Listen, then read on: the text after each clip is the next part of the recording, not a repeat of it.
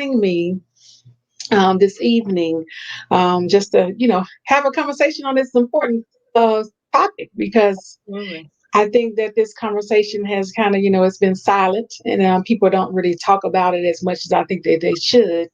So I'm happy to have you tonight, um, be Absolutely. a part of my series that I'm going to have here.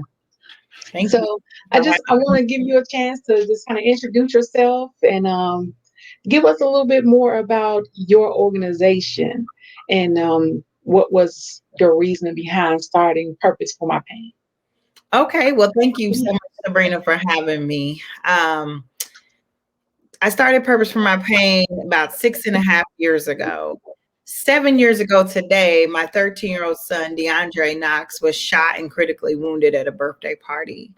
A stray bullet flew through the window of the home he was in and hit my son in the back of the head, leaving him a nonverbal quadriplegic. And with that being said, just being on the journey in the ICU with him and the ups and downs of him being sick and hospitalized, I wanted to start an organization where other women could support one another in the aftermath of gun violence. I just kept thinking, I need to talk to someone who has this familiar pain. And thus I started Purpose for My Pain. I used to sit in the hospital saying, God, what's the purpose for my pain? What's the purpose for my pain? And he revealed it to me in all kinds of ways over the last few years. But so Purpose for My Pain, we have a support hub for women impacted by gun violence called A Woman's Pain. And it's just been amazing. The women are incredible. We also have a sibling support group called SCARS, Siblings Changing. I'm sorry, I don't know the whole acronym for SCARS. But we just launched the sibling support group, which has been amazing as well. We do trial support with families. As our funding allows, we help with funeral services, therapeutic services, and just needs that families may need in the immediate aftermath of gun violence. And we also help families cultivate their story for media interviews. And actually, a group of us are actually have a book coming out soon too, sharing our stories called Beautiful Resilience. Oh, that is going to be awesome. That is really going to be awesome. I most definitely would love to have you back when that come out as well, because, as an author, I just released my second book and it's been a journey. I'm still learning this whole process, but I think that it's so important that we share our stories. And you have an amazing story to share, especially just stepping in as a mother and just seeing your son through this whole tragic event that he experienced, just trying to go to a birthday party. You know, it's amazing how people always say you at the wrong place at the wrong time. No, he was in the right place, and Yeah. this tragic incident happened. So how is your son doing now? Dre's doing good. He's lived 7 years post injury. He was shot in the back left of his skull, causing what they call a total brain injury or catastrophic brain injury. But he's come a long way. We're still praying and hoping for our miracle, but he is still here and he is still in the fight. So he knows who we are. He's not able to communicate, but when he sees me, my husband, my son, my other son, I mean, his face just lights up. It's like, oh my God, is he gonna jump out of that wheelchair? So just very full of life and energy, and he keeps me going. His strength keeps me going. Yes, and how has this taken a toll on your family over the years? When this first happened, take us through that journey of how this has affected your family.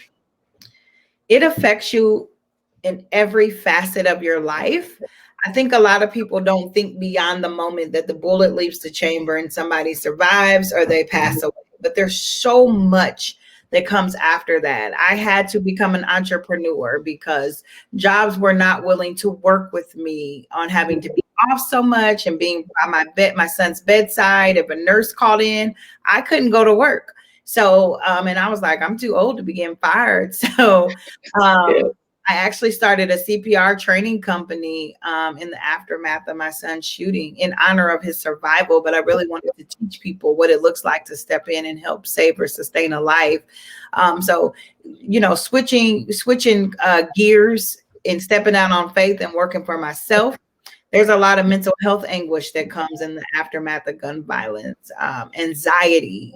You're always on heightened alert, looking around, especially Mhm. has not been apprehended. And so in our case, my younger son has been on his own personal journey of healing and going through the mental health process, seeing his brother live a debilitated life, and it was his big brother. So his protector's life was changed. And so roles had to be reversed. And but there's been some amazing things that have come out of my son's shooting. For one, I got married. I didn't know. I'm like, who would step up to the plate and take this on? I Yeah. kind of had gave up on that after Dre was shot, but I got married. My husband is amazing. He brings something out of Dre that nobody does. And he is my strength on this journey. And getting into the advocacy realm, I never thought I would speak on platforms or anything. I'm like, who is this girl? But I often say that Dre's silence is so loud, and that loud Mhm. part of that is his mom being his advocate. And I promised my son I would be his voice, I would be his arms, I would be his legs until God decided to bring those things back to him. And so that has changed greatly, just being able to step out and making sure that people know, as my shirt says, injured lives matter. It's imperative that people know that when you are shot and you survive, your life still matters. Yes. Yes, and that's a blessing, and that's amazing that you've been able to find a life partner that stepped in and also, understands and goes along and on your healing journey and to Absolutely. help you with your son. That is such a blessing because, we know a lot of times it's hard to find somebody who's willing to step in and do things. So it's great. And I'm sure that's been amazing for your healing process as well.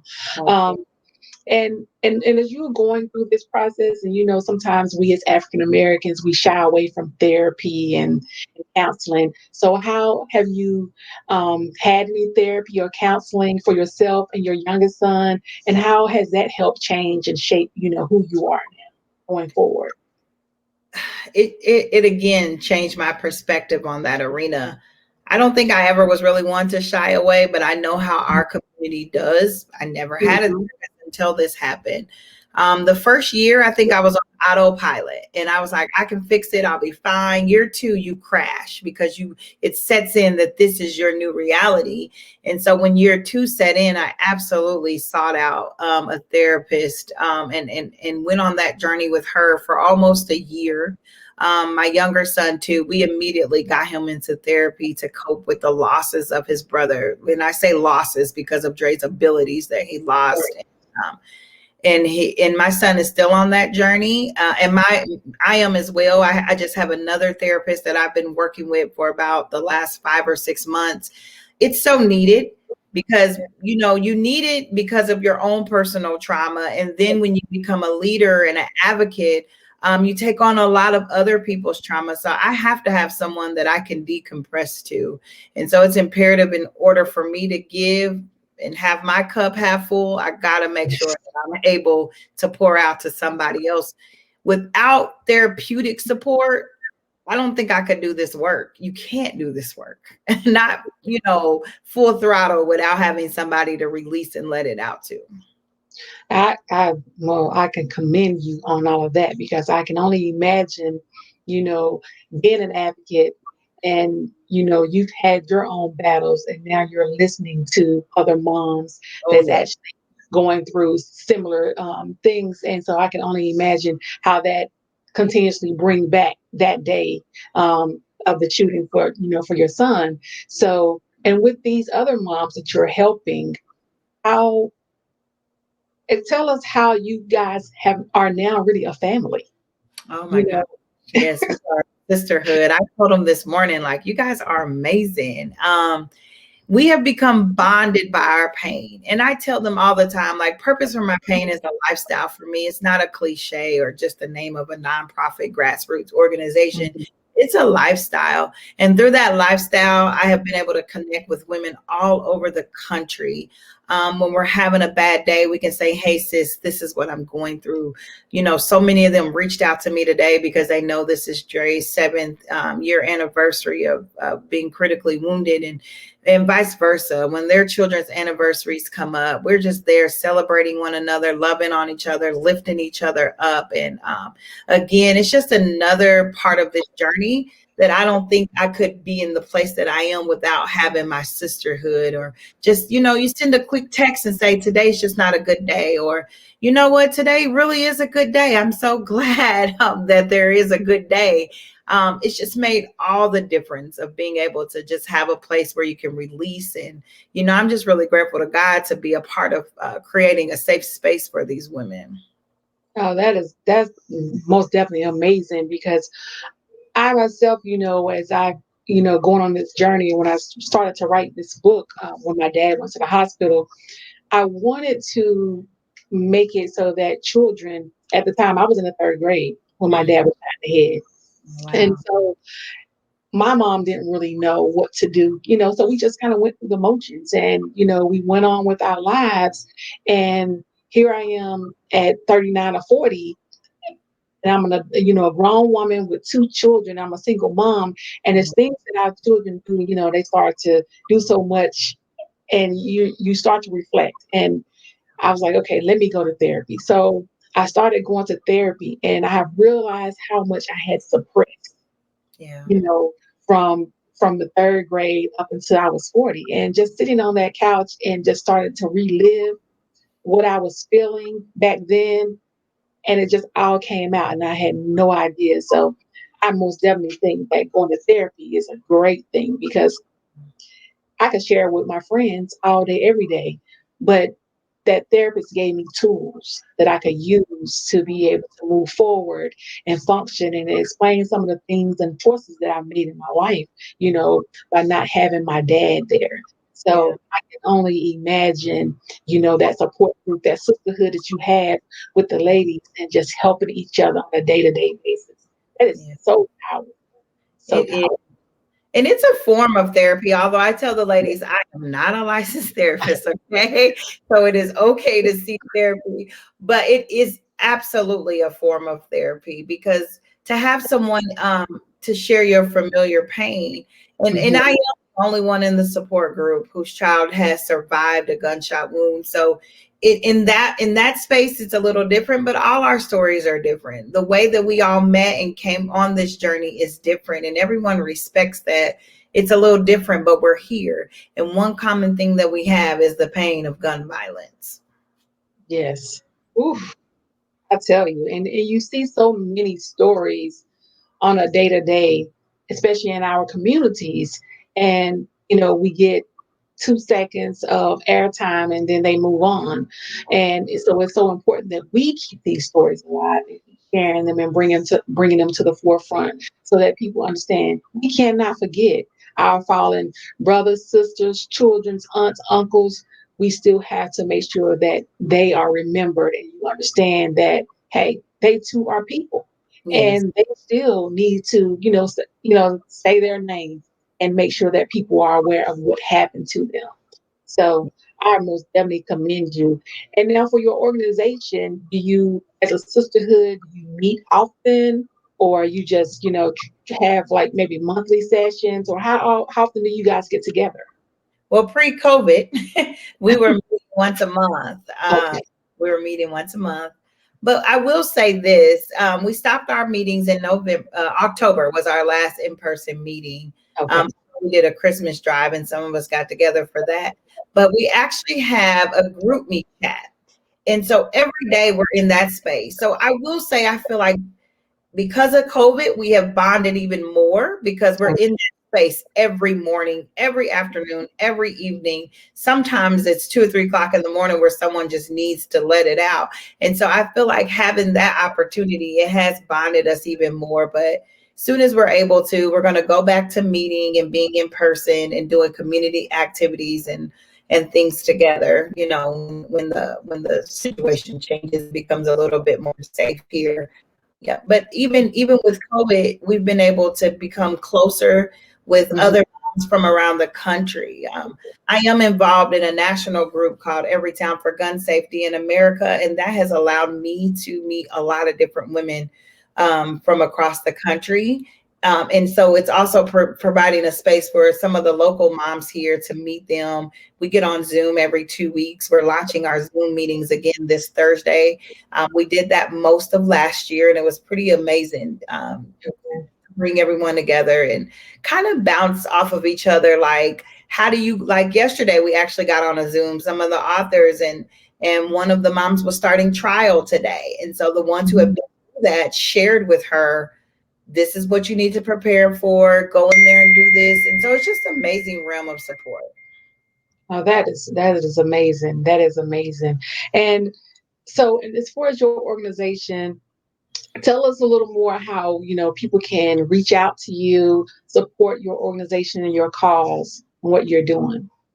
Yes, so we have a website, which is www.purposeformypain.org. It is being updated. I did reach out to our web designer today. So it is functioning, but there will be more to come with Purpose for My Pain website.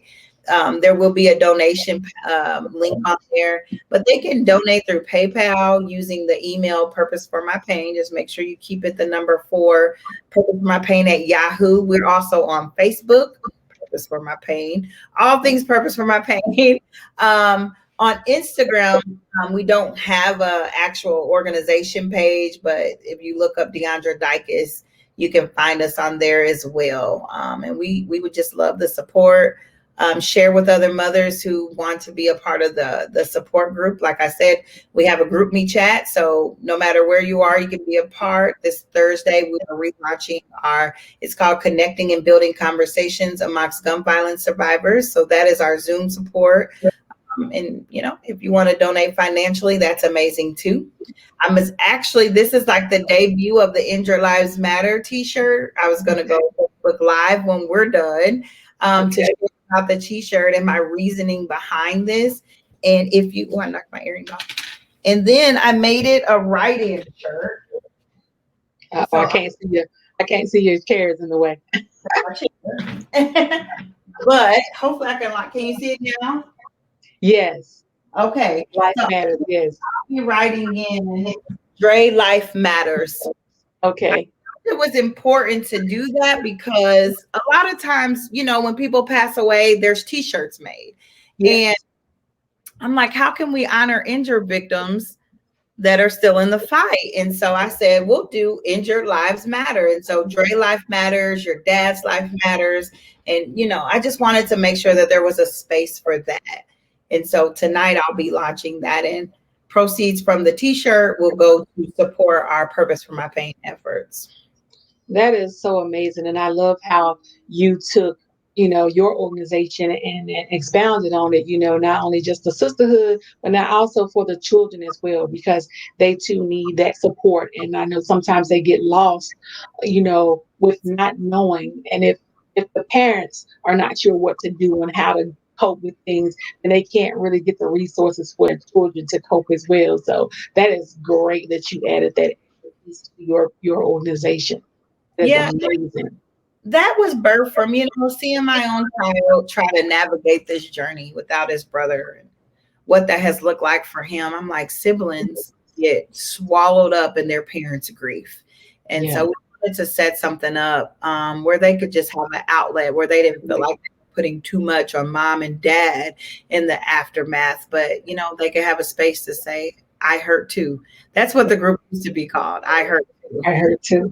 Yeah. That is good. That is good.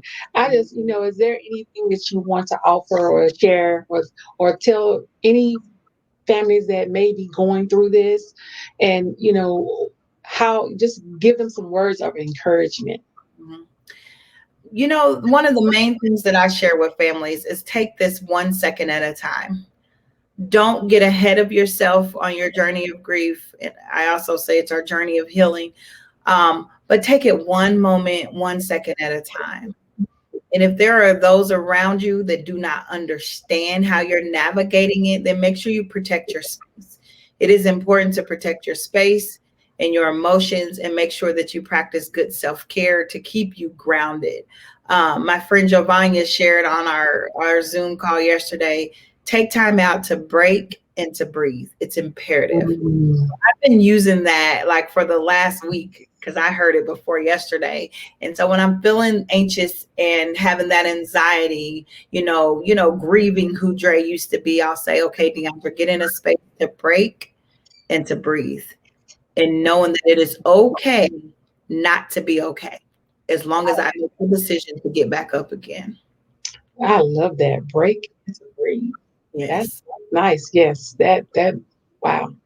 I love it. I love everything that you're doing, and I love that you're out here just supporting and helping others along the way. That is so powerful, and we need so much more of that. So I really appreciate you taking the time to jump on here and just chat with me for a few minutes and share your story and what you're doing, because what you're doing is so powerful and it's needed.